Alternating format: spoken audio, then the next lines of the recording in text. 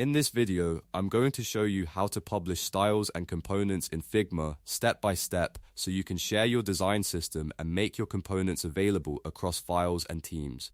This is a super useful workflow if you want to keep your designs consistent, reuse elements faster, and manage your libraries more professionally. And just a quick note before we begin, you'll need a professional plan to publish libraries in Figma. If this helps, make sure to hit like and subscribe for more Figma tutorials.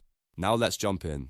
First, open your Figma file and look at the left sidebar. You'll want to click the Assets tab. This is where Figma stores the reusable elements in your file, including components and styles. Once you're in the Assets section, look for the library icon. It usually looks like an open book, or in some cases, a team components icon.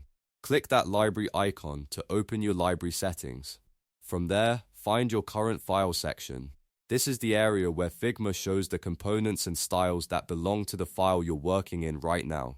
When you find it, you'll see a Publish button. Click Publish to begin making your styles and components available as a library. Figma may ask you to review what's being published, so take a moment to check everything carefully. This is especially important if you're updating a shared design system because you want to make sure the right components and styles are included. Once everything looks good, confirm the publish action. After that, Figma will upload your styles and components to the library, and other files can start using them.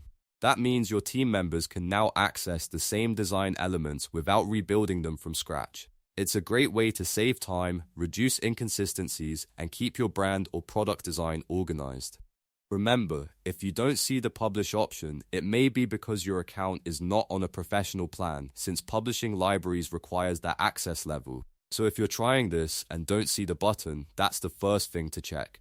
And that's it. Now you know how to publish styles and components in Figma. If this video helped you out, please give it a like, subscribe for more quick Figma guides, and I'll see you in the next one.